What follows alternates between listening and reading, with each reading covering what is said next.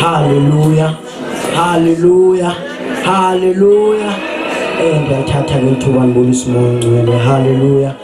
Ndibulisa utata uSithile. Hallelujah. Ndibulisa abefundisi, abavangeli, abashumayeli, abadala. Hallelujah. Ndibulisa wonke umzimba kaKristu okhoyo. Hallelujah.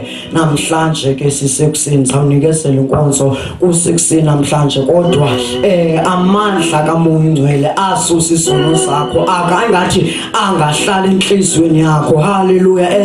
Ithi ke iBhayibhile xa ungena pha kuDaniel ithi amadoda amathathu athi xa engena emlilweni angene mathathu, kodwa awaya athila Nkosi yaxa isithi yathi hayibo andiboni madoda mane na, ubona amadoda mane. Ke ngokumbuso uthi ngaba wena uzawungena umnye na kulo mlilo uzawungena kuwo, ngoba bazalwane apha siphila ne-challenge. Hallelujah. Kodwa isizathu sokuba abanye abantu bohlulakala endleleni ingxaki ezi-challenge bazingena bodwa, abazingeni noThixo. Hallelujah. Yiyo le nto abantu ufike bethabalala, abanye ufike bezohlulakala, ingxaki zabo, i-challenge bayingena bodwa.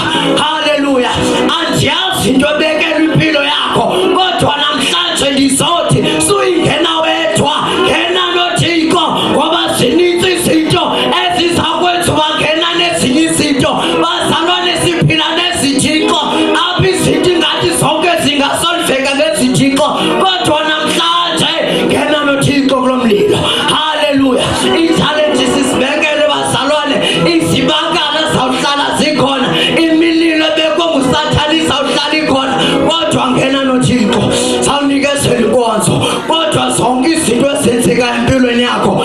into abeke usathane libeke ngusathane empilweni yakho ngena noThixo sawunike senkonzo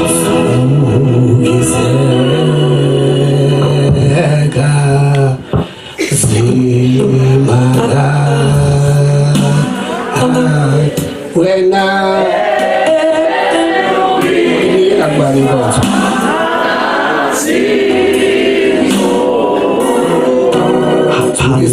Zukiseka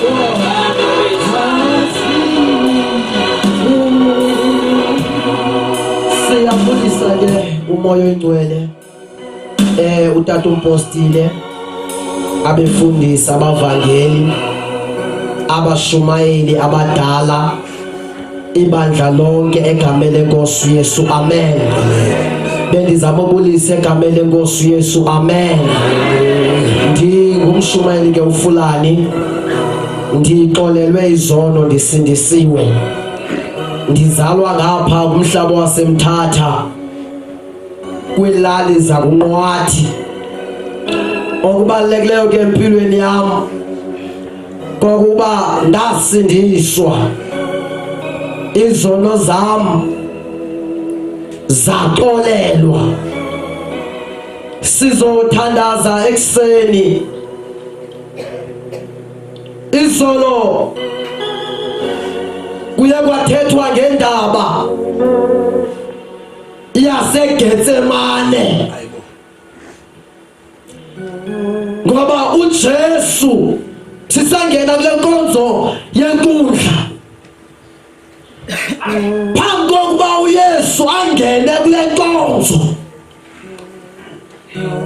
kwaye kwanyanzeleka kube khona phadlula khona. Lithi iBhayibhile wadlula eGetsemane entabeni ukuze kube khona amandla wacakathiswayo. Ngoba olu hambo azaqala lapha ekuseni wangenokwazi uqala engakho mandla wacakathisiweyo. Kwanyanzeleka uqala uba aqakathe amandla omthandazo ngoba balelezo yaphila kangaba namandla omthandazo engekho uzawutyelwa ngabahlangwa lomhlaba. Swathandaza kaya sibonela amazwi kwincwadi kaMateyu chapter 27 verse number 15. Kuyenzeka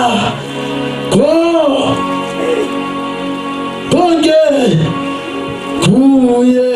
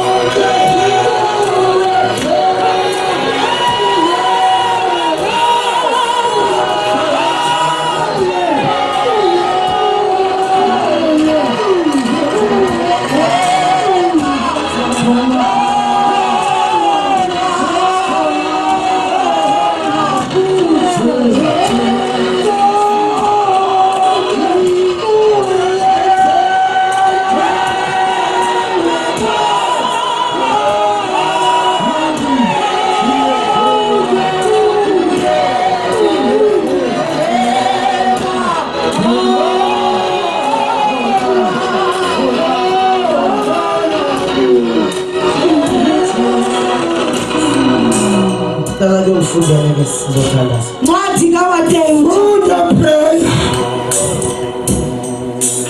Uphila prayer. Satan. Jesus.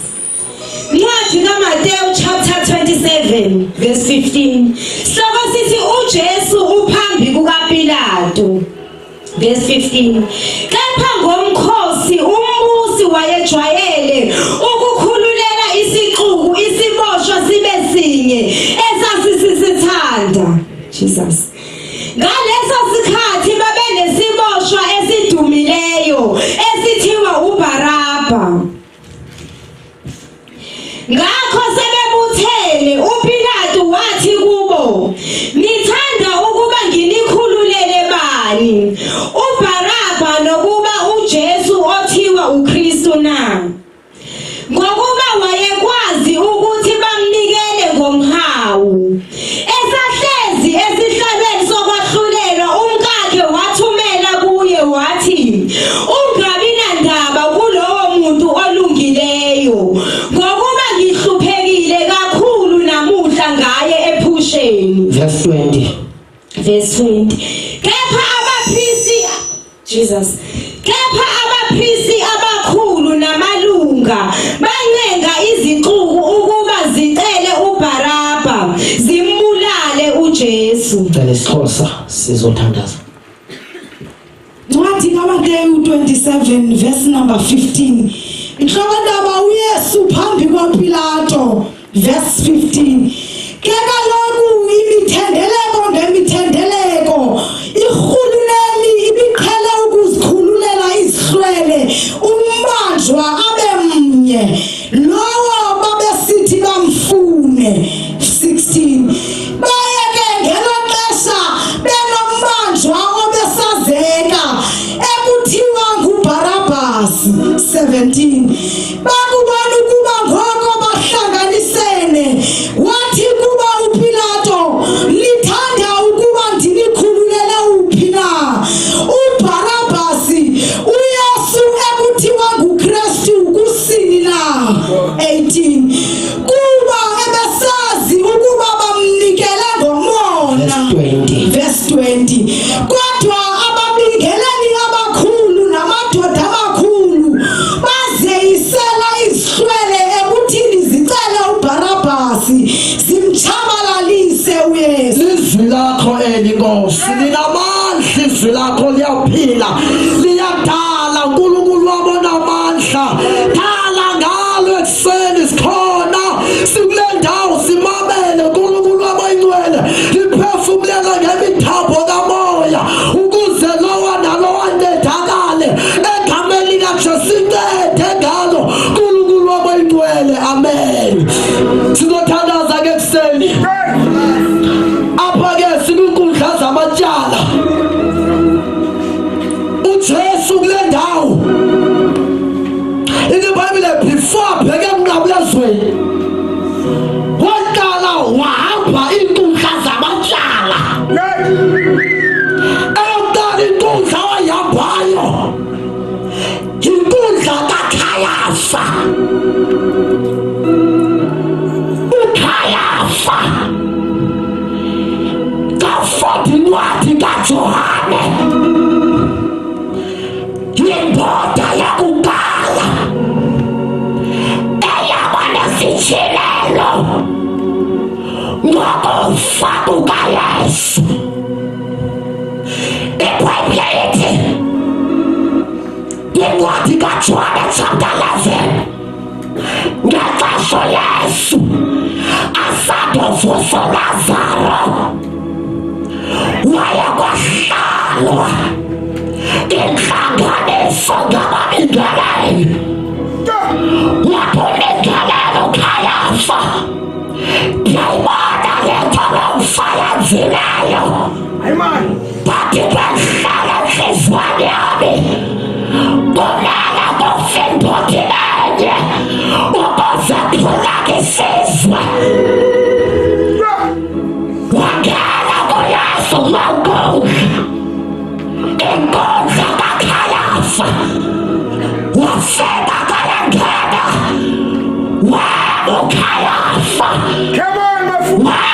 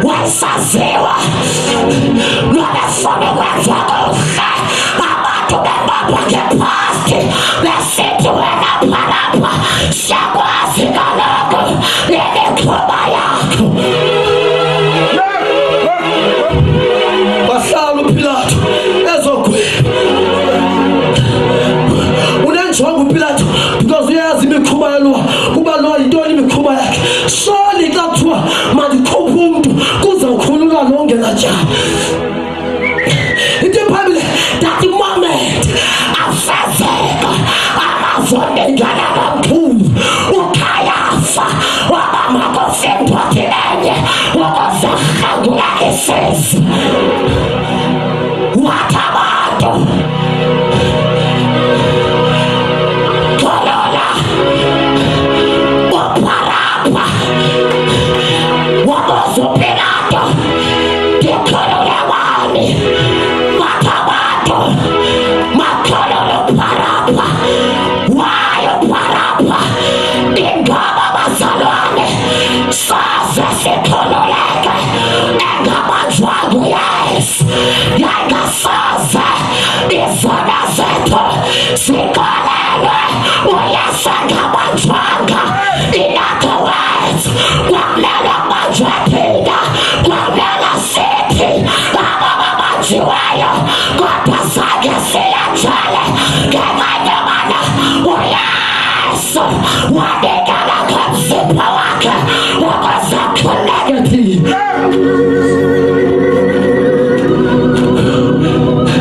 ifaka Barabha efaka emdumeni kule nhlanganiso kwalityalwa ngemikhuba yakhe kwalityalwa ngamanyala wakhe kwalityalwa ngento azenzileyo wathi nasaziwa ngezinto ezingalunganga sabona indoda ikhululekile ihlaba inetyala kodwa kwenzetsha nendoda yakhululeka ingaba kunendoda emanjiweyo endaweni yethu Kasibengena abantu abafuna inkululeko hayi ngabazalwane lenkululeko nguJesu abantu abayifunayo bayakhululwa ngabefika kuYesu abantu bayakhululeka ngobuYesu uyinkululeko kanibuyisela inkonzo utata atsho sesiyathandaza abazalwane sesiyathandaza phakathi kwezingalo zakho uthandaze sisemthandazweni namandla lenkululeko ngale mina namhlanje inkululeko engazange yabakhona uyesu empilweni yakho ngale mina namhlanje wakadala intwenza phakathi kwale nhlanganiso wakadala ukholo ngalesizukulwane ngesisizukulwane esingafani yebazalwane kubekeka kudaleka amandla enkululeko ngegama likaJesu thandaza khawuthandaze wena naliphi icala olibonayo uyesu babupilato yena wahlapha isandla sakhe akhathaphathipa yadarabosipha makadalipopasa ipetharelesya ikadarabosiphatha makadiperelesya